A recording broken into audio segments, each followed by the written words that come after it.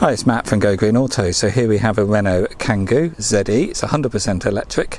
This one is a little bit unusual because it's got an owned battery. So the option to own the battery only came in with the 2017 models. So there really aren't any in any numbers yet in the second-hand market, because most vehicles are financed when they're new. Typically vans get financed for 5 years, so until they reach the end of that finance agreement, i.e. until they're 5 years old, they don't come into the second-hand market. So this one is just turned 3 years old. Is one of the very earliest vans you can get that have the battery owned option. So basically that battery that sits under the floor there, on majority of Kangoo vans and majority of Renault electric vehicles, that battery is leased, so you hire that battery for a monthly fee and then it's Renault's responsibility. But the option to own the battery came in with 2017 models, and this is one of the very first ones. So the battery is fully owned, you own the vehicle, 100% of it. And obviously the most important question anyone who's going to be looking at this is going to ask is, what's the state of the battery? And I can report that this one is still at 100% state of health, but I'll go into more of that later on. So the purpose of these videos primarily is to describe the condition and show you it in detail, and then that allows you to possibly buy the vehicle without having the effort of coming to view it first. And to be honest, most people do, and then I deliver the vehicle to you.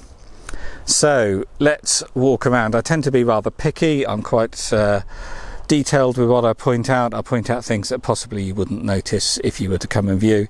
But I'm very honest about the condition of the vehicle, so when it gets delivered to you, there's no worries about what the condition's going to be like. You know exactly what you're getting, and to be honest, most people think the vehicles are a lot better than what they're expecting.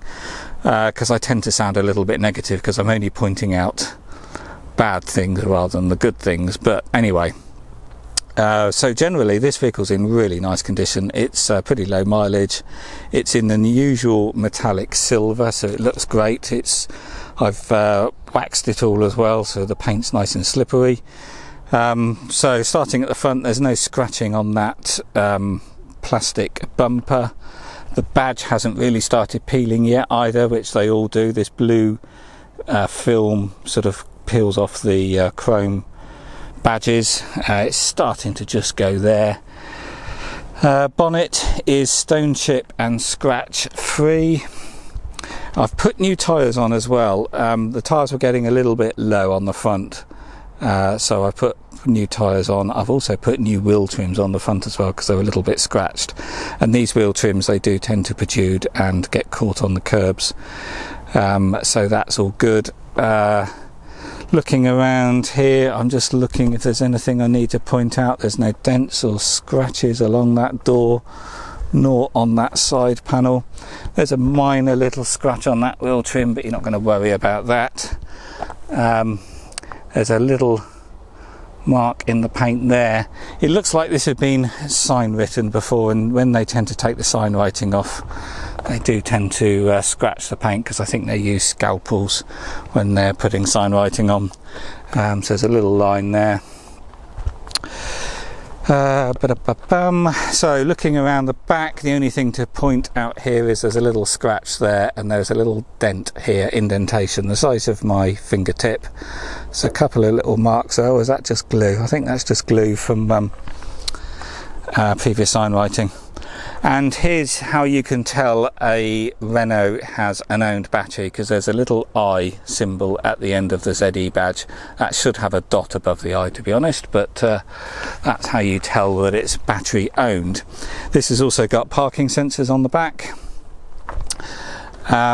Looking around here, there's no... Oh, there's a little scratch there.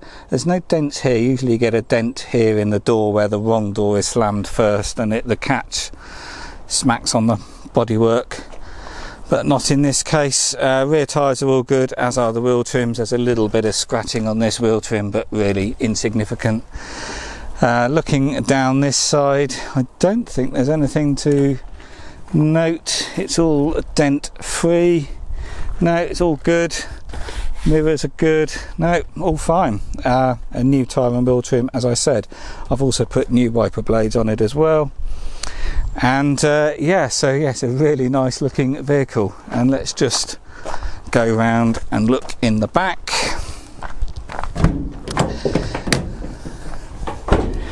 This one has got racking there, so I can take that out if you don't want it, but it's got 2 shelves there, shelf at the top, and then you've got 3 sliding trays, and these trays lock in, so you pull the handle up to release it, and then you can shut the whole lot with that bar there. So yeah, obviously that can come out if you don't want it. The ply lining's all in nice condition, as is the scuff plate on the back. There's a bit of denting here on the back of the doors, which you always get where stuff moves around inside, but it's ply lined top and bottom. A little bit of denting and scratching there, but all completely normal with a vehicle of this age. And this has got the solid bulkhead, as you can see there. And then going round to the sliding door on the side, here's your charge cable, type 2 to type 2. That's actually a 32 amp charge cable as well, 5 metre. But these Kangoo vans charge at 16 amp, 3.6 kilowatt, but I'll go into that a bit later on as well. But yeah, as you can see, really nice condition. And the racking over there. And then looking on the inside, well, it still looks like new, to be honest. No scratching on the door cards. The seats are just immaculate. I've also put new carpet mats in because these just have the bare rubber floor normally, and I always put carpet mats in the vans. It collects the dust and stops the rubber wearing out. But yeah, as you can see, really nice condition. It's just immaculate inside. And looking round on the driver's side, door card is all scratch free. These have electric windows and electric mirrors. The driver's seat here, I'm not sure whether you can see with the shadows because it's such a sunny day today, but this driver's seat still looks like new. It's a little bit of fluffing going on there, but you know, normally you would get a bit of wear here and here, but no, these are as good as you can get them. They really don't look like it's done any miles at all, to be honest. And new floor mats down there. And then just jumping in, being a phase 2, this has got the better stereo, so you've got USB port, and you've also got Bluetooth, so you can connect your phone. This one is the first one I've seen where you've also got DAB radio as well. There was a hole here in the gear sticks around, so I put a little bung there, blanking plate should I say. But yeah, really nice condition. Handbrake down here, you got cup holder there, eco switch there which dulls the power to the motor, gives you extended range, 12 volt socket, glove box, pocket up there. Yeah, really tidy van this one is. So I'll just start it up. Let me just turn the radio off. And then the mileage is 11,955 miles. So let's talk about range. I have done a range test in this vehicle. I fully charged it yesterday and I drove it right round to naught. Well, what looks like naught here on the gauge. So I reset everything and I averaged 4.77 miles per kilowatt hour, so that's pretty good driving in a Kangoo, but you can do better. Depends on your driving style, of course, how much range you're going to get out of a battery. I'll just also tell you, when your needle moves down, when you get to the first red line on the fuel tank here, the battery pack, you get a flashing battery light. When you get down to that second red line and you're in the last little part of the battery light then flashes, and when you're right down near naught, it then goes into performance limited mode and it will display performance limited, and it reduces the power to the motor to extend your range. To be honest, if you're driving under 40 miles an hour, I was driving at 40 last night when it went into performance limited, and you don't notice any difference, to be honest. I'll just use the buttons here on the end of the stalk. I used 18 kilowatt hour, so it's a 22 kilowatt hour battery pack. However, this is in whole unit, so that could be 18.9, who knows. And let me just see. So well, I'll ignore that bit for now. So I did 87.7 miles range on what looked like a whole battery. However, when I got back, while it was showing 0 on here, I plugged in my scanner and looked at the stats on the battery pack, and the battery was still at 11.63 state of charge, 11.63% state of charge. So it had over 11.5% left still in the battery. So how much of that is usable, I don't know. So my 87 miles could be, you know, I could have done a fair few miles more, but obviously when you get down to the 0 here, you don't know how much is left in there. So unless you're driving home or back to your workplace to the charger, and you need to obviously there's no charging facilities, and you've got to keep driving straight, then you may be able to get another 10 miles or more out of it. But unless you're willing to be have the chance of getting stranded on the side of the road, obviously you can't really test that. So I did 88 miles, and the range meter now is predicting 114 miles, which is the best I've ever seen. The official NEDC figure on these is 110 miles. So it's difficult to tell how much you can actually get out of these unless you're willing to drive them until the battery is completely exhausted. But anyway, I've proved that this is doing 90 miles. We're in the middle of July. I did this test very late last night. It gets a bit tedious driving around and around to use a whole battery full's worth of energy. But I have to do this with all the vehicles, because then I know the state of the battery, and I can tell any potential customer with complete honesty how many miles the vehicle is going to do to a charge. But it does all depend on how you drive and how your driving style is and your speed. And then obviously in the winter, batteries are cold and you need to use the heating, so you don't get quite so many miles in the winter. However, summer driving, I know this vehicle can do 90 miles. The range is now predicting 114 miles. It did have 11.5% left in the battery when I stopped, so you know, potentially you could possibly get 100 miles out of this. I would also just add, when I scanned the battery when I got back, the battery is at 100% state of health as well. So this is a battery owned vehicle, so that's going to be your most important question probably, is what is the battery like. Yeah, all I can say is the battery is still like new. It's reporting 100% state of health, and I've proven that I've got a very good range out of one of these. And there's just no battery degradation yet, and the vehicle is still like new. With electric vehicles, you have to generate heating. Obviously with a normal combustion engine vehicle, you've got a fire under the bonnet, so heat is the byproduct. There's endless amounts of heat, so you have no problem heating a vehicle. With electric vehicles, there's obviously no heat generated anywhere, so you have to generate the heat. So the Kangoo vans have a resistive heater, so they do tend to use quite a lot of energy.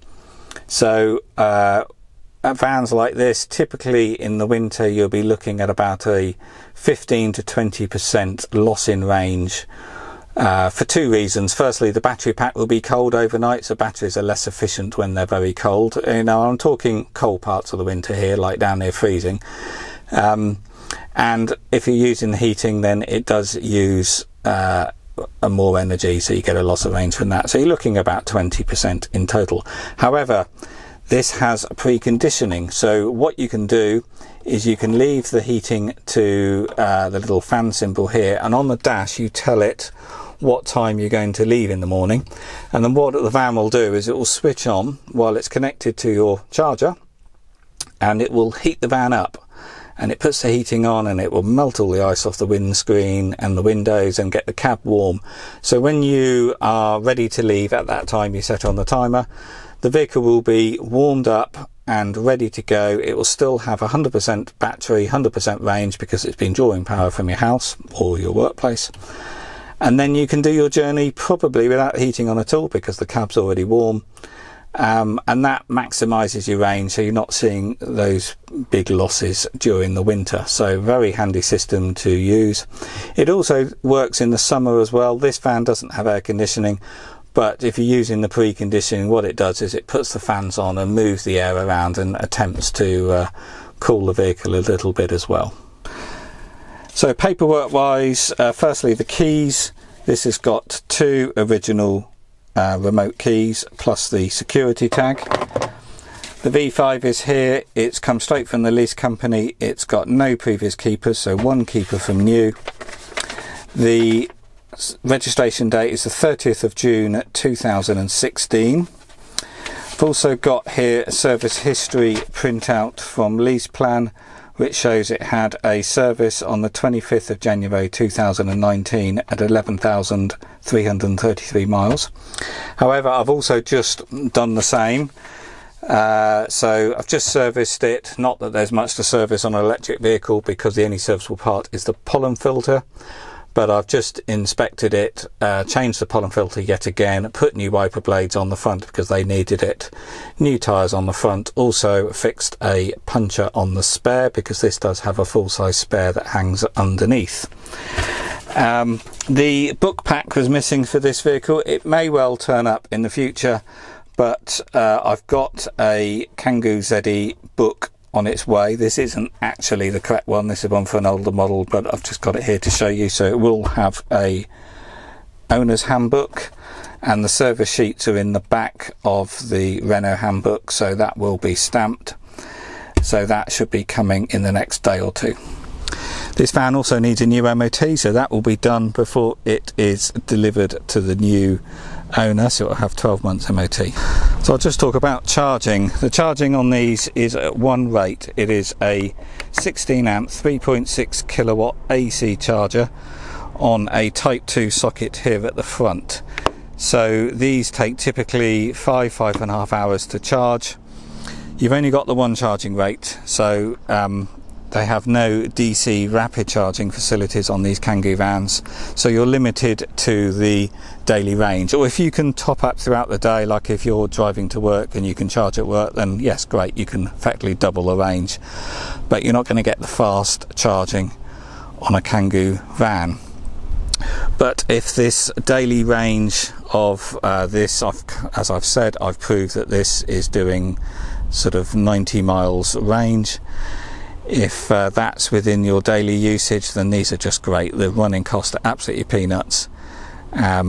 These are obviously tax exempt currently. They're also congestion zone exempt, low emission zone exempt. And if you're driving a diesel in London and you're going within the zone every day, then you're paying 7 to 8 grand a year in fees if you're driving into the low emission zone every day. So these vehicles pay for themselves incredibly quickly, and of course your running costs are an absolute fraction of what it would be running petrol or diesel. To charge one of these at home, you're looking roughly about £2.50 in electricity. So as I showed you before, in the back here is your charging cable, type 2 to type 2. So this connects the front charging port of the van to your home wall charging unit, or a public charging post, or a charger if you have one at work. So I can organise the installation of those chargers. If you've got off-street parking, i.e. a driveway at home, then you get a government grant of £500 towards the cost of it.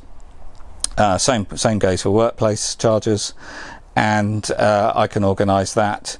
They typically cost from £300 now.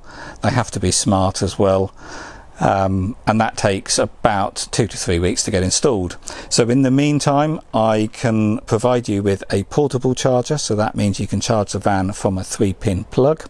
They do take much longer to charge, typically 8 to 9 hours, because the 3-pin plug charger can only draw 10 amp, whereas the van will charge at 16 amp on that cable.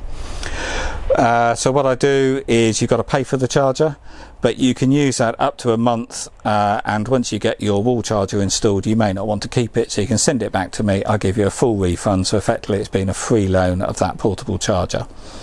but you may decide you want to keep it. Most people do, because it allows you to charge the van anywhere, because obviously there's 3-pin plugs everywhere. So it's quite handy to have a portable charger in a van, because you may charge at home at night, and then when you go to work, if you can find a 3-pin socket, you can plug the van in while you're at work when you're out on site, for example. So this van is all ready to go, so if you're interested, give me a call or email. I've just got to get the MOT test done, which I'll probably get done tomorrow.